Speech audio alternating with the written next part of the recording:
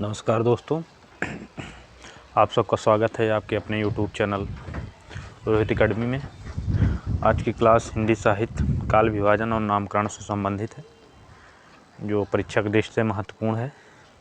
अगर आप इस चैनल पर नए हों तो इस चैनल को सब्सक्राइब कर लीजिए। अगर वीडियो आपको पसंद आए तो चैनल को शेयर कीजिए ताकि अधिक से अधिक लोग चैनल से जुड़ सकें।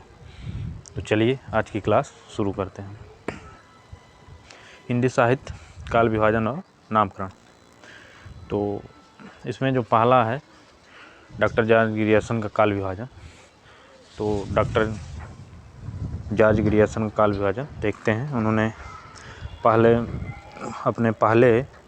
में चारण काल 700 से 1300 ईस्वी माना है। जो चारण काल माना डॉक्टर जॉर्ज ग्रियर्सन ने 700 से 1300 ईस्वी, और दूसरा जो है 15वीं सदी का धार्मिक जागरण, 15वीं सदी का धार्मिक पुनर्जागरण माना है। और तीसरा है जो जायसी का प्रेम कविता। तो डॉक्टर जॉर्ज ग्रियर्सन काल विभाजन में जो तीसरा है वो जायसी की प्रेम कविता है। और चौथा है ब्रज का कृष्ण संप्रदाय। ये सब डॉक्टर जॉर्ज ग्रियर्सन के काल विभाजन है। और जो पांचवा है वो मुगल दरबार, और छठा तुलसीदास। और सातवां जो डॉक्टर जॉर्ज ग्रियर्सन ने अपने काल विभाजन में बताया है वो सातवां वो रीत काल से संबंधित है।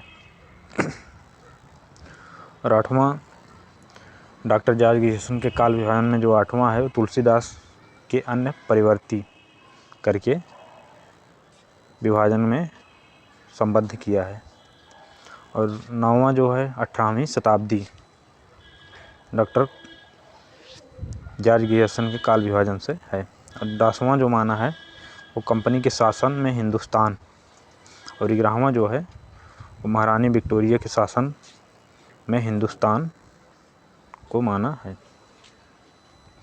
महारानी विक्टोरिया के शासन में हिंदुस्तान के काल विभाजन है दोस्तों। डॉक्टर जॉर्ज ग्रियर्सन के काल विभाजन के क्रम है जो उन्होंने अपने पुस्तक में ये सब बताया है। जो अगला है, जॉर्ज ग्रियर्सन सर्वप्रथम हिंदी साहित्य को आरंभिक काल को चारण काल से अभिहित किया है। दोस्तों जो डॉक्टर जॉर्ज ग्रियर्सन ने सर्वप्रथम हिंदी साहित्य में आरंभिक काल को चारण काल से अभिहित किया है।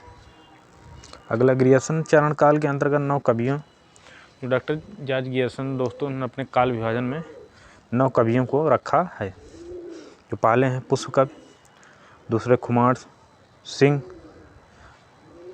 और तीसरे जो हैं केदार, और चौथे जो हैं कुमारपाल, और पांचवें हैं अनन्यदास, और छठे हैं चंद, सातवें हैं जगनिक, और छठे हैं जोधराज, और सातवें हैं सांगधर का उल्लेख किया है। जॉर्ज ग्रियर्सन अपने इतिहास में केवल प्रवृत्तिगत काल विभाजन किया है।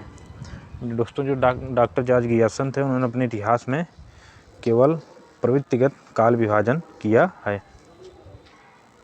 अगला, ग्रियर्सन ने कालों का नामकरण एक आधार पर नहीं किया है। जैसे दोस्तों कई कवि थे जो अपना काल निर्धारण करते वक्त कालों का नामकरण एक आधार पर किया है, लेकिन डॉक्टर जॉर्ज ग्रियर्सन जी जो थे उन्होंने कालों का नामकरण एक आधार पर नहीं किया है। अगला है दोस्तों मिश्र बंधु का काल विभाजन। मिश्र बंधुओं का काल विभाजन, इनमें है इनका पहला है प्रारंभिक काल। और प्रारंभिक काल दोस्तों ने 2 विभाजन किया है। पूर्व प्रारंभिक काल 700 से 1343 में। जो मिश्र बंधु हैं दोस्तों उन्होंने अपने काल विभाजन में पहला प्रारंभिक काल है, इसमें इन्होंने 2 भागों में बांटा है। पूर्व प्रारंभिक काल जो 700 से 1343 में, और उत्तर आरंभिक काल 1344 से 1444 भी माना है। 1344 से 1444 भी माना है। दूसरा है दोस्तों माध्यमिक काल। जो दूसरा मिश्र बंधुओं काल विभाजन है वो माध्यमिक काल है। पूर्व माध्यमिक काल 1445 से 1560 भी, और प्रौढ़ माध्यमिक काल 1561 से 1680 भी माना है। पूर्व माध्यमिक काल और प्रौढ़ माध्यमिक काल, दो भागों में माध्यमिक काल को बांटा है दोस्तों। ये हैं मिश्र बंधु हैं। और जो तीसरा है दोस्तों, इनका तीसरा है अलंकृत काल। तीसरा है दोस्तों वो अलंकृत काल करके बांटे हैं। पूर्व अलंकृत काल 1681 से 1790 ईस्वी माना है। जो तीसरा है दोस्तों इनका अलंकृत काल है, पूर्व अलंकृत काल 1681 से 1790 भी, और उत्तर अलंकृत काल 1791 से 1889 माना है। और जो चौथा है दोस्तों इनका वो परिवर्तन है करके है, जो 1890 से 1924 तक माना है। जो परिवर्तन है 1890 से 1924 तक माना है। और पांचवा दोस्तों मिश्र बंधु का जो है वर्तमान काल से करके है, जो 1926 से अब तक माना जाता है। वर्तमान काल मिश्र बंधु का जो काल विभाजन में वर्तमान काल जो अंतिम है, उनका पाँचवा क्रम है, वो 1926 से अब तक माना है। ये दोस्तों हो गया मिश्र बंधु काल विभाजन। जार्जियसन काल विभाजन, दो काल विभाजन हो गए हैं। अब अगला है आचार्य रामचंद्र शुक्ल का काल विभाजन, जो सर्वसम्मत से यही इनके काल विभाजन को माना जाता है सही। आचार्य शुक्ल का काल विभाजन, आचार्य रामचंद्र शुक्ल का काल विभाजन।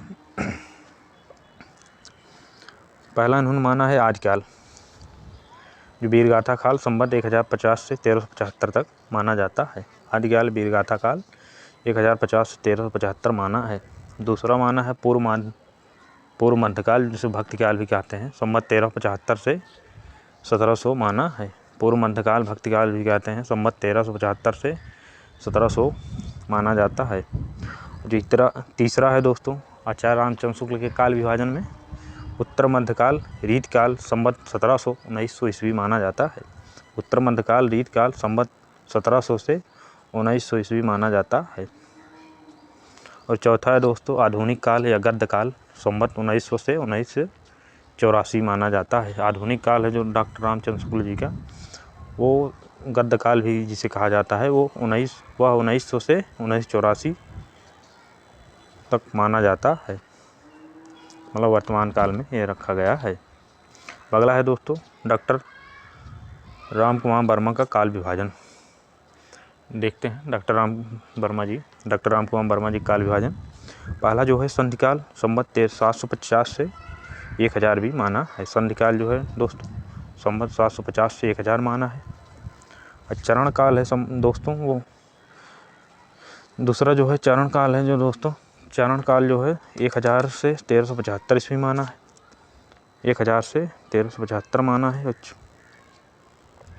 चौथा है जो दोस्तों भक्ति काल, वो 1375 से 1700 ईस्वी माना है। और रीत काल जो दोस्तों डॉक्टर राम कुमार वर्मा माना है 1700 से 1900 ईस्वी माना है। और आधुनिक काल संवत 1900 से अब तक माना है।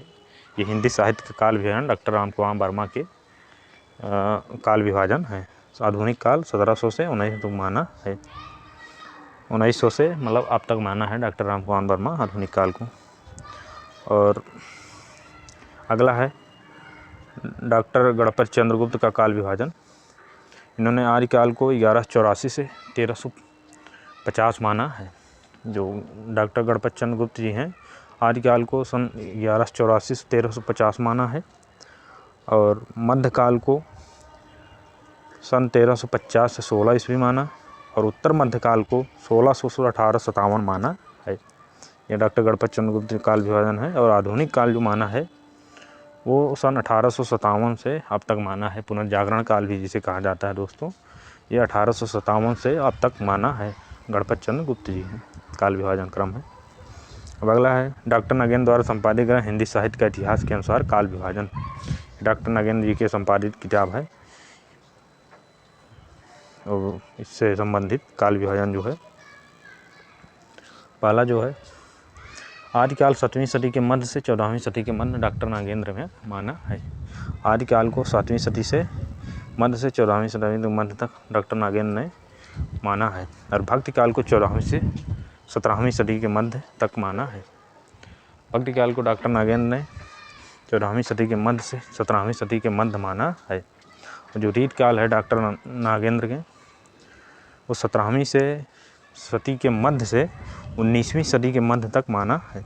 डॉक्टर नागेंद्र रीत काल 17वीं सदी से 19वीं सदी के मध्य तक माना है।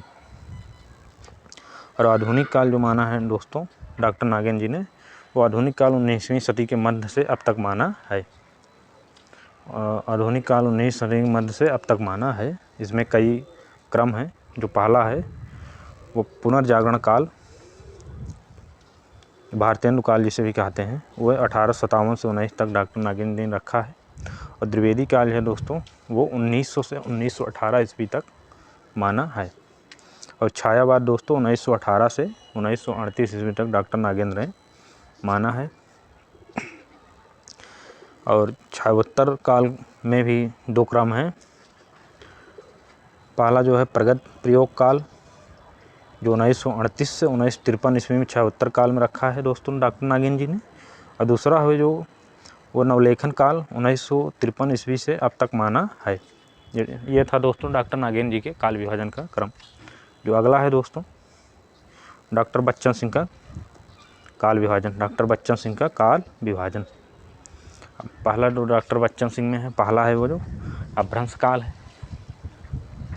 और दूसरा जो है डॉक्टर बच्चन सिंह में काल विभाजन में वो भक्ति काल है, सन 1400 से 1650 ईस्वी माना है। और तीसरा है दोस्तों रीत काल, जो डॉक्टर बच्चन सिंह ने माना है, वो 1650 से 1857 ईस्वी तक माना है। और आधुनिक काल सन 1857 से अब तक माना है। जो डॉक्टर बच्चन सिंह थे, आधुनिक काल वो सन 1857 से अब तक माना है। तो ये था दोस्तों आज के क्लास के कालक्रम हिंदी साहित्य के, जो सभी विद्वानों ने अपने अपने मत से अपने अपने अनुसार समय काल को माना है। तो अगर आपको ये वीडियो अच्छा लगे तो आप लोग वीडियो को शेयर करिए, सब्सक्राइब करिए चैनल को, और अधिक से अपने दोस्तों मित्रों को अधिक से अधिक शेयर कीजिए। तो धन्यवाद, मिलते हैं नए क्लास टॉपिक के साथ।